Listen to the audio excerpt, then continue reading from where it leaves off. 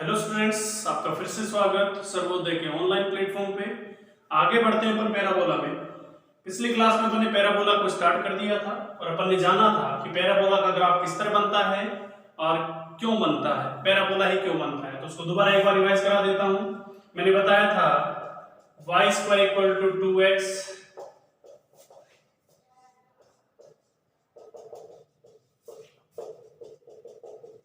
मैंने बताया था सबसे पहली बात, अगर x एंड y की पावर का रेशियो एंड अगर if the ratio of x and y power is 1:2 और 2:1, अगर इनकी पावर का रेशियो 2:1 या 1:2 होता है तो ग्राफ हमेशा पैराबोला बनेगा। पहली बात बताई थी। तो देखो 2:1, 2:1, 2:1, 2:1, किसी की भी पावर 2 हो सकती है, किसी की भी 1 हो सकती है। ठीक, एक अंडर रूट वाला एग्जांपल भी लेके बताया था, y = 2√x। तो इसको मैंने लिखा था कि अंडर रूट को हमेशा अपन 1/2 लिखते हैं, तो 1:1/2, 2 से मल्टीप्लाई कर देंगे तो 2:1। तो ये भी किसका ग्राफ है, पैराबोला का है। समझ आई इसमें, तो बाद में पढ़ेंगे। समझ आई। दूसरी बात मैंने बताई थी, जिसकी पावर कम होती है, जिसकी पावर कम होती है पैराबोला अपना मुंह उधर खोलता है। बताया था कि नहीं बताया था? जिसकी पावर कम होती है पैराबोला अपना मुंह उधर खोलता है। जैसे अगर इसका ग्राफ बनाया जाए, कैसे बनाएंगे? ये y है, ये x है, किसकी पावर कम है? x की। ठीक, इसमें बात करें इस वाले की, ये y है, ये x है, किसकी पावर कम है? y की।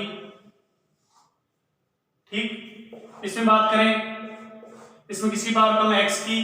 तो मुंह किधर खोलना चाहिए? इधर, बट आगे माइनस लगा हुआ है तो जस्ट उल्टा हो जाएगा, माइनस की वजह से जस्ट उल्टा।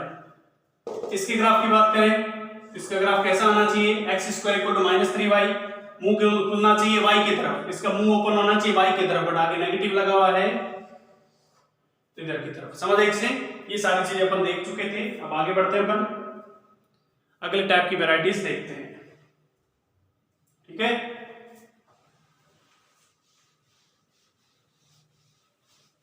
ये चीजें हमने देख ली थी।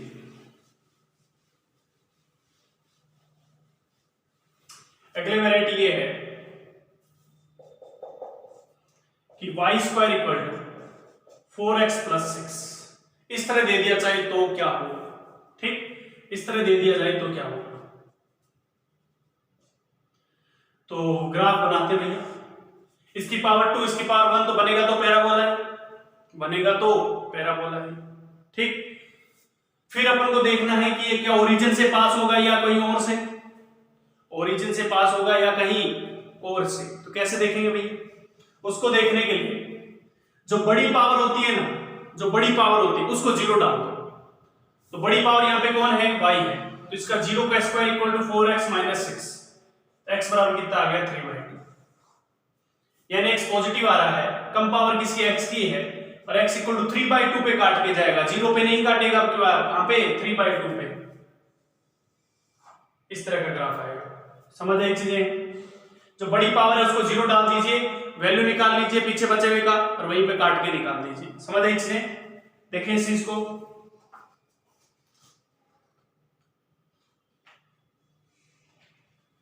देखें सही ढंग से।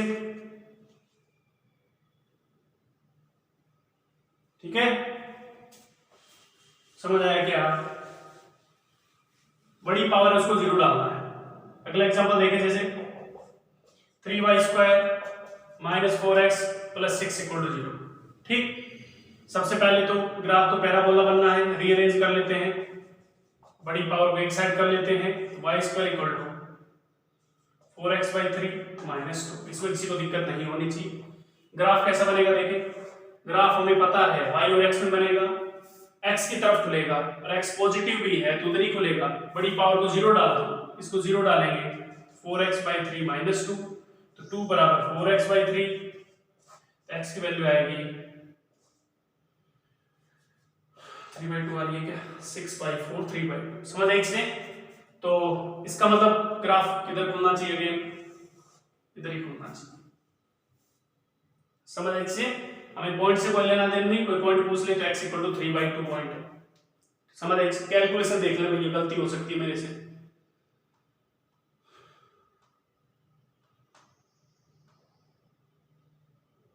ठीक है, इस तरह से। अगला एग्जांपल और डिफरेंट टाइप का दिखाता हूं। x² + 4y - x = 0। तो देखो ग्राफ पैराबोला बनेगा, y की तरफ मुंह खुलेगा, यानी मुंह किधर खुलेगा, इधर की तरफ, ठीक। बट अपन x को 0 डाल के देखते हैं, इसको जैसे 0 डालेंगे तो 4y = 6 आ जाएगा, y की वैल्यू आ जाएगी 3/2। तो y की वैल्यू 3/2, यानी ग्राफ इस तरह काट के ये पॉइंट है 3/2, 0,3/2। समझ आई चीजें? इस तरह से अपन आसानी से बना सकते हैं, कोई बड़ी बात नहीं है। क्लियर हुई बातें? समझ आई चीजें? बड़ी पावर को क्या कर देना है, 0 कर देना है, ठीक। एक और ले लेते हैं, चलो। x² + 4y + 8 = 0। इसका ग्राफ बनाना है तो सबसे पहले रीअरेंज कर लो। x² = -4y - 8। बनाइए इसका graph. y, this is x, किधर आएगा भैया, -4y, यानी खुलेगा नेगेटिव y में। पावर कम है तो नेगेटिव y इधर घूमना चाहिए, बड़ी पावर को 0 करेंगे तो 4y = -8, y = -2, तो इधर ही खुलेगा। समझ आई से? इस तरह से खुलेगा। समझ आ रही है? अगर यहां पे ये माइनस में होता तो ये +8 होता, ये 2 आता, ठीक। तो इसका ग्राफ कैसा बनता, तो इसका ग्राफ y = 2, यानी यहां से काट के जाता। समझ आ रही है चीजें? इस तरह से काट के जाता नीचे की तरफ, और y = 2 को कैंसिल करके जाता। समझ आ रही है चीजें? तो इसका ग्राफ तो ये बनेगा, और यहाँ पे अगर प्लस है तो ये बनेगा। समझ आ रही है चीजें? तो इस तरह से अपन सोल्व कर सकते हैं। अब अपन इसमें फिजिक्स के ग्राफ देख लेते हैं, ये तो मैथमेटिक्स थी, जो कि आप मैथमेटिक्स में भी पढ़ेंगे ग्राफ दोबारा। फिजिक्स के कुछ ग्राफ और देख लेते हैं। जैसे आपको कहा काइनेटिक एनर्जी = ½ mv², शायद आपने पढ़ा होगा, ये पढ़ा होगा। ग्राफ बनाना है काइनेटिक एनर्जी और v में। Draw the graph between kinetic energy and v। तो कैसे ड्रॉ करेंगे, आप स्क्रीन को पॉज करके ट्राई करें। मैंने बताया जो पहले लिखा होता है वो y एक्सिस पे, जो बाद में लिखा होता है वो x एक्सिस पे। v = 0 पर काइनेटिक एनर्जी 0 है, इसका मतलब ओरिजिन से पास होगा। v = 0 डालो तो 0 * समथिंग 0, तो काइनेटिक एनर्जी 0, इसका मतलब ग्राफ ओरिजिन से पास होगा। और मुंह किधर खोलेगा, जिधर पावर कम है। पावर किसकी कम है, इसकी 1 है और इसकी 2, तो काइनेटिक एनर्जी की पावर कम है, ग्राफ कैसा आएगा। समझ आई चीजें? क्लियर बात? इस तरह है, ठीक है। इस तरह का ग्राफ आ जाएगा, कोई दिक्कत थोड़ी। समझ आया? अगर आपको पूछ लिया जाए u = -½ के x² का ग्राफ बनाए, बोले u और x में ग्राफ बनाए, तो कैसे बनाएंगे भैया? स्क्रीन को पॉज करें और ट्राई करें। स्क्रीन को पॉज करो और ट्राई करो। u = -½ के x², तो कैसे बनाएंगे भैया? ग्राफ किसकी पावर किसकी कम है, u की 1 और x की कितनी है, 2 है। तो इसका मतलब ग्राफ तो खुलेगा ऊपर की तरफ, u की तरफ, बट आगे क्या लगा हुआ है, माइनस। समझ आई? ग्राफ का मुंह खुलेगा u की एक्सिस की तरफ, बट आगे क्या लगा हुआ था, माइनस, इसलिए उल्टा हो गया। समझ आई चीजें? बहुत बढ़िया।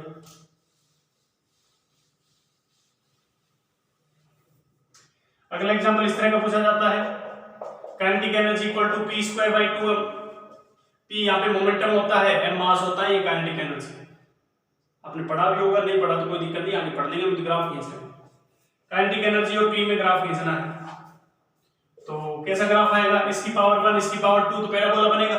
इसकी पावर 1 और इसकी पावर 2, क्योंकि जिनके बीच में ग्राफ खींचना है उसकी पावर देखनी है। इसकी पावर 1 और इसकी पावर 2, और किसकी पावर कम है, काइनेटिक एनर्जी की। समझ आई चीजें? इस तरह से निकल के आ जाएगा। समझ आ रही है चीजें? कोई दिक्कत नहीं होनी चाहिए। अगला फॉर्मूला इस तरह, काइनेटिक एनर्जी = ½ के a² - x²। इसका ग्राफ बताएं।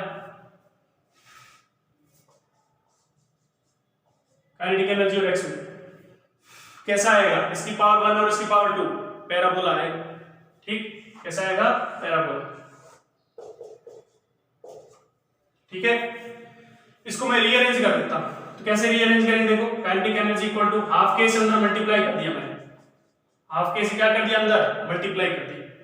तो काइनेटिक एनर्जी = ये तो हमें पता है, हमें तो इससे मतलब ये कांस्टेंट हो गया, तो c - ½ के x², ठीक।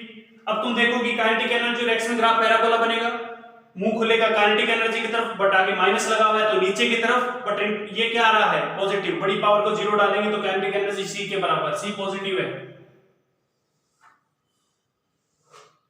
इस तरह से। दोबारा सुनिए, ये पॉजिटिव नंबर है, इससे हमें कोई लेना देना नहीं, क्यों? क्योंकि हमें तो काइनेटिक एनर्जी और एक्स वाली टर्म से लेना देना है, तो काइनेटिक एनर्जी इधर रह गया, एक्स वाली टर्म इधर रह गई, तो इससे इसको मैंने कोई कांस्टेंट नाम दे दिया। ठीक, ये क्या, अब हमें पता है इसकी पावर 1 इसकी पावर 2 है, तो पैराबोला मुंह अपना काइनेटिक एनर्जी की तरफ खोलेगा, काइनेटिक एनर्जी y एक्सिस के लॉन्ग है। अगर ये माइनस प्लस होता तो ऊपर की तरफ, बट आगे माइनस है तो नीचे की तरफ, और ऊपर कांस्टेंट प्लस सी आ रहा है, यानी इस तरह का हो गया y equal to minus X square plus 4। तो इसका ग्राफ कैसे बनेगा, एक्स स्क्वायर वाली टर्म को जीरो डाल देंगे तो y इक्वल टू 4, यानी इस तरह से काटता हुआ चला जाएगा। ये काफी स्टैंडर्ड एग्जांपल्स हैं फिजिक्स के अंदर, समझ आए इससे? तो ये हमारा पैराबोला के ग्राफ थे, किसके ग्राफ थे, पैराबोलिक ग्राफ थे। देखिए सही ढंग से समझ आए होंगे आपको।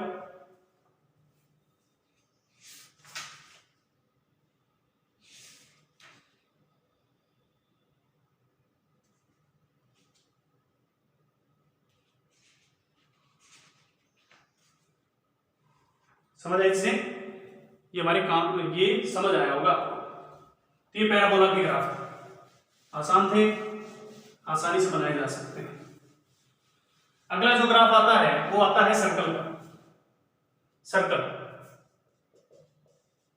ठीक, सर्कल कैसा होता है, सर्कल हमारा ऐसा होता है ये,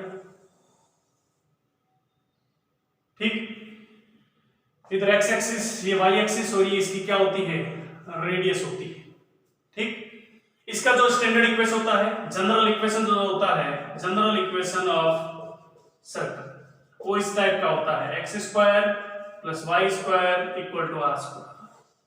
अगर इस तरह का इक्वेशन दिख रहा है, इसका मतलब वो सर्कल का इक्वेशन है, और सर्कल का ग्राफ कैसा बनेगा, ऐसा बनेगा। ठीक, फिजिक्स के अंदर सर्कल का ग्राफ नहीं पूछा जाता है, मैथ के अंदर आता है, इसलिए मैंने बता दिया। ठीक है, X square plus Y square equal to R square, तो एक कैसा ग्राफ बनेगा, सर्कल बनेगा। सर्कल आप अच्छी तरह से बनाना जानते हैं।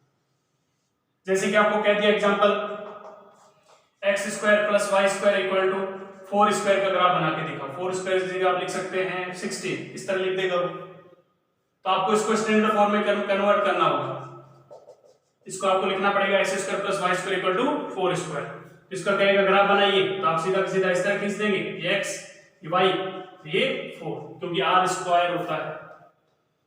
ठीक, इसके अंदर और क्या पूछ सकता है, find the radius of circle. तो रेडियस किसके बराबर है, 4 के बराबर। तो आपको कह देगा this is the general equation of circle, then find the radius of circle. और दूसरा कह देगा draw the graph of the this equation. तो आपको आइडिया होना चाहिए कि सर्कल बनेगा। समझ आई चीजें, ध्यान रखें, ये सर्कल का इक्वेशन होता है और इस तरह से ग्राफ बनते हैं।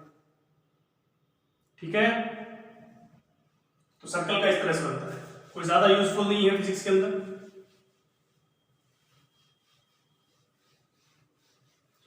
सर्कल के बाद आता है एलिप्स। इसके फिर भी एक आधे एग्जांपल आ जाते हैं फिजिक्स के अंदर। एलिप्स,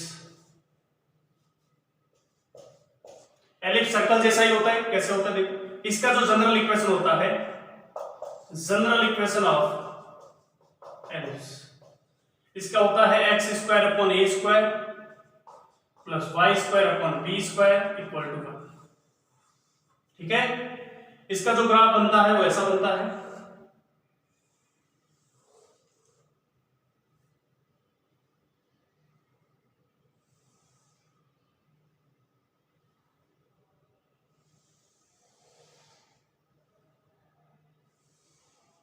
ठीक है, अंडाकार टाइप का, अंडा देखा ना, अंडा एक शेप का होता है। This is the Y axis, this is the X axis. ये होता है हमारा ए, ये होता है हमारा बी। ए यहां पे कहलाता है सेमी मेजर एक्सिस और बी होता है सेमी माइनर एक्सिस। समझ रहे इसे, इस तरह का होता है। ये सेमी मेजर एक्सिस और ये सेमी माइनर एक्सिस। क्लियर बातें, ये ए और बी होते हैं। तो इस तरह का इक्वेशन अगर बीच में प्लस लगा दिखेगा तो ये हमारा क्या हो जाएगा, क्या हो जाएगा, एलिप्स हो जाएगा। अगर a बराबर b हो जाए, if a equal to b हो जाए तो क्या लिख सकते हैं, x square upon a square plus y square upon a square equal to 1। a square को इधर मल्टीप्लाई कर दो, ये क्या हो गया, तो ये तो सर्कल का इक्वेशन है जिसकी रेडियस a है। This is the equation of circle. इसका मतलब एलिप्स जो है या सर्कल जो है एलिप्स का एक एक्सटेंडेड रूप है। सर्कल जो है एलिप्स का ही एक एक्सटेंडेड फॉर्म है, समझ आई चीजें। अगर दोनों बराबर हुए, a और b बराबर हुए तो एक सर्कल बन जाएगा, और दोनों अलग अलग हुए तो एलिप्स बनेगा। समझ आई चीजें, ये ग्राफ बना दिया मैंने। फिजिक्स के हिसाब से एग्जांपल देखें,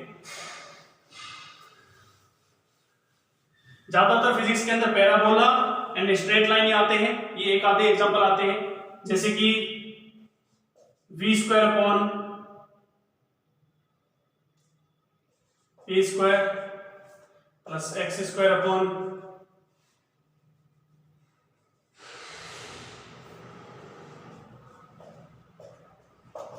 इस तरह से। आपको कह दिया find the draw the graph या draw the graph between v and x। आपको v और x के बीच में ग्राफ ड्रॉ करना है। तो आपको आइडिया लग रहा है कि ये टर्म सेम नहीं है, सेम नहीं है, इसका मतलब सर्कल तो नहीं हो सकता। इधर a w लिखा हुआ है, इधर a लिखा हुआ है, ठीक। w नहीं कहते, इसे ओमेगा कहते हैं। अब ये अपन w मानते हैं, जब काम आएगा तब देखेंगे। ये aw का स्क्वायर, इधर a स्क्वायर, इसका मतलब दोनों अलग अलग है, अलग अलग, इसका मतलब एलिप्स बनेगा। और एलिप्स का ग्राफ कैसा होता है, ऐसा होता है, ठीक, इस तरह से। ये जो v के नीचे, अब इधर किधर आएगा, इधर कौन आएगा v, और इधर कौन आएगा x, क्योंकि पहले जो लिखा हो v फिर लिखा हो x, तो v के नीचे ये टर्म होगी ये ओमेगा, और ये हो गया, समझ आए इससे, क्लियर है। v के जो नीचे लिखा हो इधर आएगा, और x के जो नीचे लिखा हो इधर आएगा। v के नीचे ओमेगा लिखा हुआ, तो ये साइड होगी ये ओमेगा, और ये साइड होगी, कोई दिक्कत, समझ आए इससे। इस तरह से एलिप्स का ग्राफ बनता है। तो ध्यान रखें, अगर ये नीचे वाली टर्म सेम हो गई तो सर्कल, अलग अलग हुई तो एलिप्स बनेगी। क्लियर बातें, नोट डाउन करें।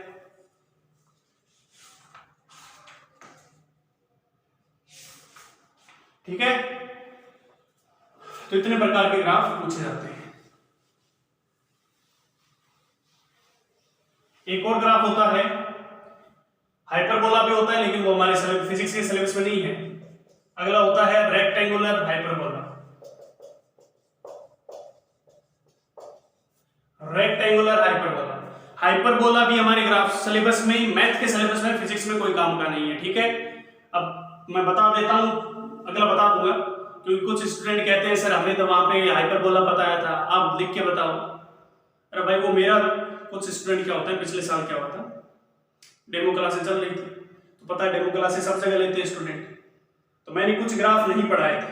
इसलिए नहीं पढ़ाए थे क्योंकि वो हमारे फिजिक्स में कोई काम के नहीं है, ठीक। मैथ में काम किया तो मैथ वाले पढ़ाते हैं, जो काम की चीजें वही तो पढ़ाऊंगा मैं, फोकटी चीजें क्यों पढ़ाऊंगा।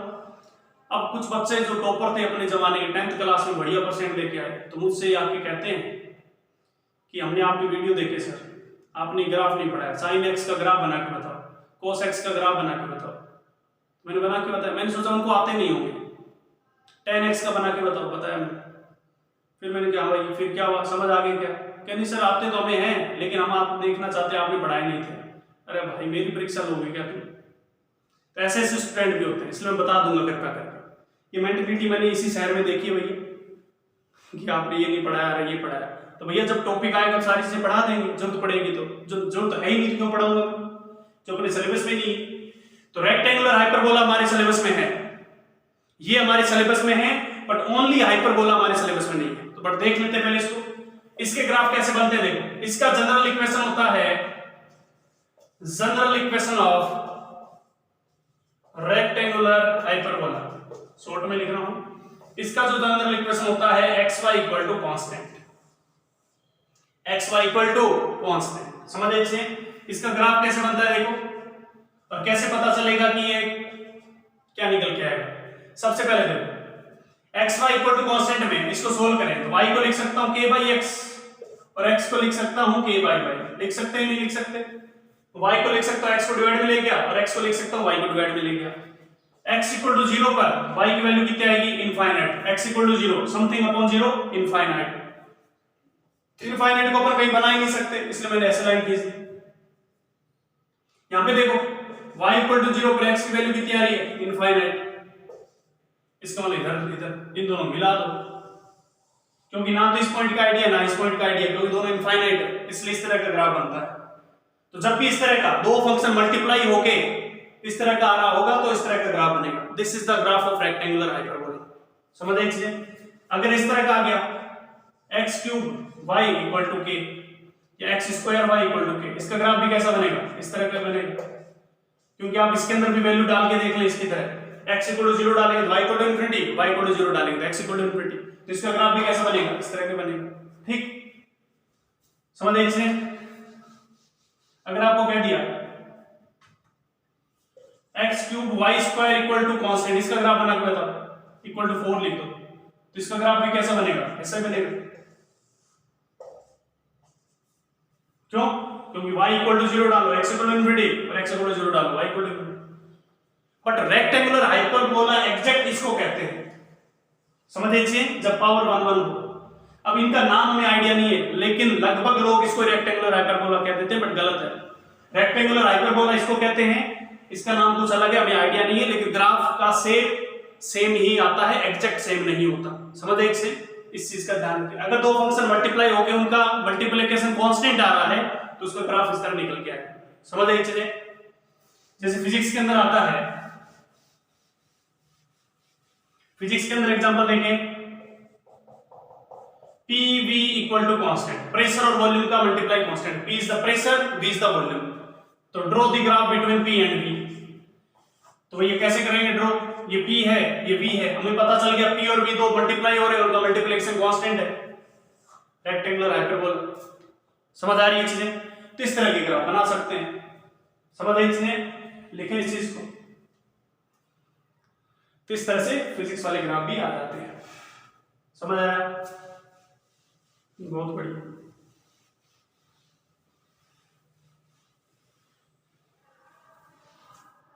ठीक है, एक हाइपरबोला भी आता है, हाइपरबोला। हाइपरबोला का general equation x square upon a square minus y square upon b square equal to 1 होता है। एलिप्स के अंदर यहाँ पे प्लस आता है और हाइपरबोला के अंदर यहाँ पे माइनस आता है। समझ आई इसने? इसका जो ग्राफ निकल के आता है,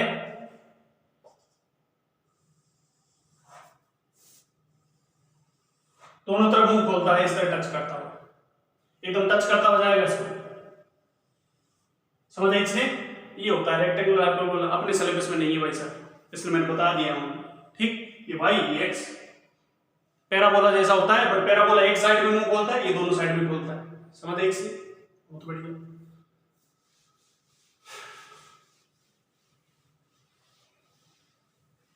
समझ आई चीजें?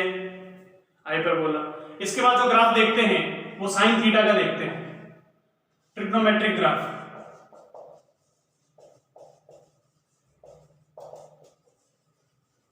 ट्रिग्नोमेट्रिक ग्राफ अगर एक दो जगह आएंगे तो वो ओनली वही आएंगे। हमारे सिलेबस में ओनली इतना ही है, sine theta and cos theta. Tan theta cot theta उनके नहीं बताऊंगा, क्योंकि हमारे सिलेबस में नहीं है। मैथ के सिलेबस में मैथ वाले टीचर बताएंगे आपको। साइन थीटा का जो ग्राफ होता है देखें, साइन थीटा हमें पता है, साइन थीटा 0 से लेके 90 डिग्री तक। आपने ये देखा था कि ये फर्स्ट क्वाड्रेंट है। साइन थीटा की वैल्यू 0 पे 0 होती है, 30 डिग्री पे 1/2, इस तरह साइन 91 हो जाता है। यानी 0 से लेके 90 डिग्री तक साइन थीटा की वैल्यू लगातार इंक्रीज होती है, और 90 से 180 तक साइन 180 0 होता है तो फिर डिक्रीज होती है। अरे साइन 0 0, साइन 91 और साइन 180 0, इसका मतलब ग्राफ पहले बढ़ेगा और फिर घटेगा। तो ये 0 डिग्री, ये 90 डिग्री और ये 180 डिग्री। समझ आई चीजें? ये y है और ये साइन थीटा है। ठीक है, ये 0 डिग्री, 90 डिग्री, 180 डिग्री। अभी साइन थीटा का ग्राफ बना रहा हूं इसका। ठीक, साइन 0 0 होता है, साइन 91 होता है और साइन 180 0 होता है। निकाल के देख लें। इसका मतलब पहले ग्राफ बढ़ा और फिर ग्राफ घटा, तो पहले वैल्यू बढ़ेगी और फिर वैल्यू घटेगी। ठीक, फिर जब इधर आते हैं तो हमें पता है थर्ड क्वाड्रेंट के अंदर साइन थीटा नेगेटिव होता है, तो इस लाइन के ऊपर पॉजिटिव और इस लाइन के नीचे नेगेटिव, और इस तरह से रिपीटेशन होता चला जाता है। समझ आए इससे कि 180, 270, 360 इस तरह से आगे चला जाता है, और ये वैल्यू होती है -1। समझ आई चीजें? इस तरह से ग्राफ निकलता है। This is the graph of sine theta. Sine theta graph है। समझ आई चीजें? लिख लें आप इसको भी बना लें, कभी जरूरत पड़े तो इस तरह से साइन थीटा का ग्राफ वेव की तरह, रस्सी को जब अपन हिलाते हैं उस तरह का ग्राफ आता है। ठीक है,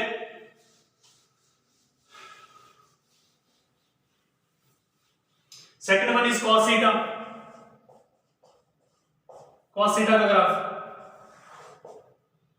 y का थीटा के साथ, y बराबर हमारा cos थीटा है। ठीक, हमें ये पता है कि cos 0 डिग्री 1 होता है, यानी cos थीटा मैक्सिमम से शुरुआत करता है, यानी यहां पे तो इसकी वैल्यू 1 होती है और यहां पे वैल्यू 0 होती है, यानी cos थीटा यहां से शुरुआत करेगा मैक्सिमम से, ये 1 है, और कहां पे जाएगा? 0 पे जाएगा। ये 0 डिग्री, ये 90 डिग्री, cos 90 0 होता है। फिर हमें पता है सेकंड क्वाड्रेंट में cos थीटा नेगेटिव होता है, वापस वैसा वैसा आने लग जाएगा। तो दिस इज 90,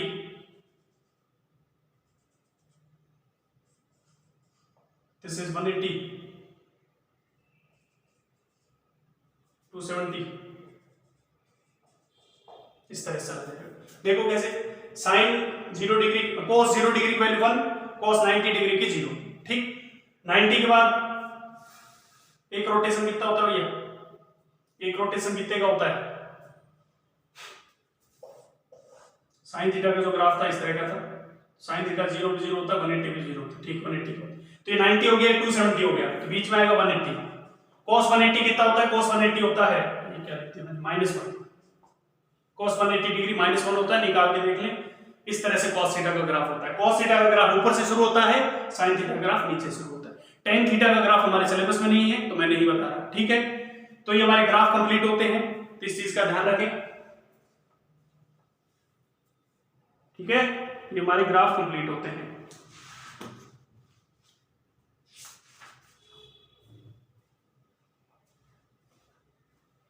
तो हमारे ग्राफ का खेल था सारा का सारा। आई होप आपको क्लियर हो होंगे।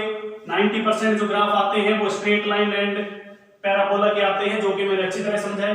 बाकी के फॉर्मूले आपको, बाकी के जो ग्राफ है डायरेक्ट पूछे जाते हैं, आपको इक्वेशन याद होना चाहिए। ठीक है, उसके बाद एक दो रूल और आते हैं। साइन रूल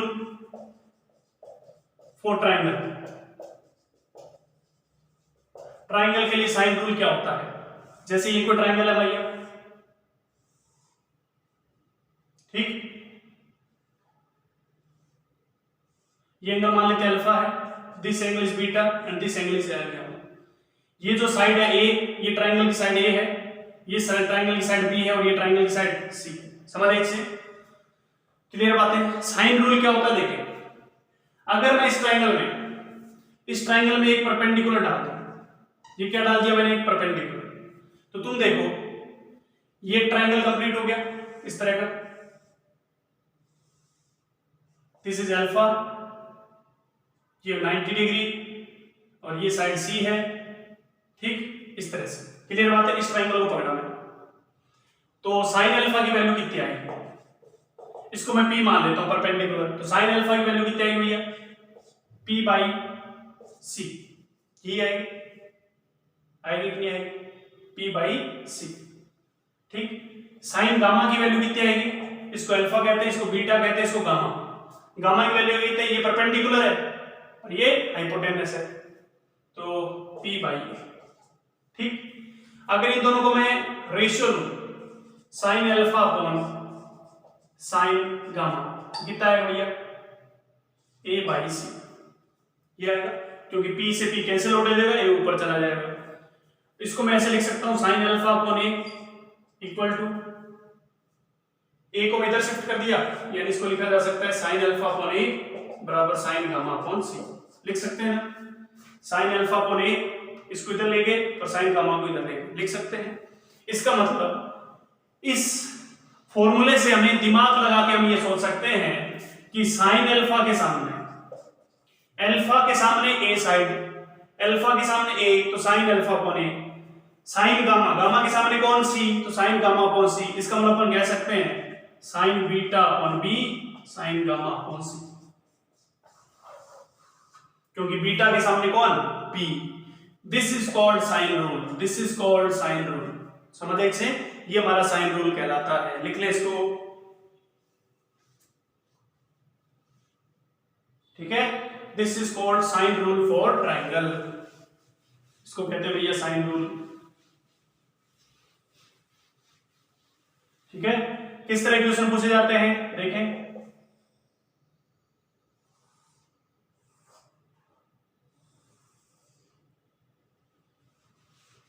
बड़ा हो गया, थोड़ा छोटा बनाता हूं मैं।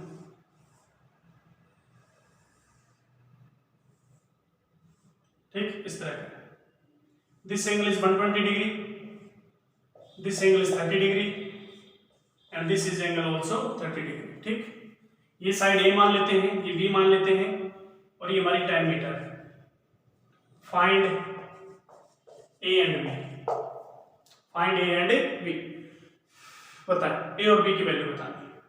तो कैसे निकालेंगे देखो, हम ये जानते हैं साइन रूल के हिसाब से, साइन रूल ऑफ ट्राइंगल या साइन रूल फॉर ट्राइंगल, ये जानते हैं कि साइन 30 डिग्री के सामने वाला B, sine 30 upon B equal to sine 30 upon A, क्योंकि इसके सामने A, equal to sine 120 upon 10। समझ आया, क्लियर बात है, कोई दिक्कत नहीं होनी चाहिए। अगर मैं इन दोनों को पकड़ूं, इसको और इसको, या कोई एक को पकड़ दो, इसको या इसको पकड़ दो, या इसको पकड़ दो, क्योंकि हमें अननोन ए और बी निकालने हैं, तो इन दोनों को पहले इक्वल किया मैंने, इन दोनों को इक्वल करेंगे। साइन 30 1/2 अपॉन ए, साइन 120 होता है √3/2 इंटू 10, 2 से 2 कैंसिल आउट, तो ए इज इक्वल टू कितना आ गया 10/√3, क्योंकि 2 से 2 कैंसिल आउट, ए ऊपर चला जाएगा तो 10 भी ऊपर जाएगा तो √3 को नीचे आना पड़ेगा। समझ आया इसे, नहीं समझ आया? अब ये इस तरह बन जाएगा 1/a इक्वल टू √3/10, उल्टा करेंगे तो a/10/, ठीक है। अब इन दोनों को इक्वल कर दो, तो यहां से सेम कहानी है, साइन 30 सेम ही कहानी है, तो b की वैल्यू कितनी आ जाएगी 10/√3। समझ आया इसे, इस तरह से निकाल सकते हैं, कोई दिक्कत? समझ आया इसे, ये हमें आना चाहिए। देखें इसको,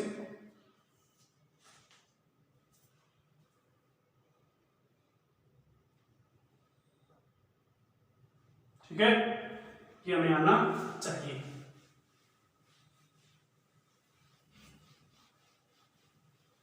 आज की क्लास में हम इतना ही पढ़ते हैं, अगली क्लास में फिर मिलेंगे। Thank you, best of.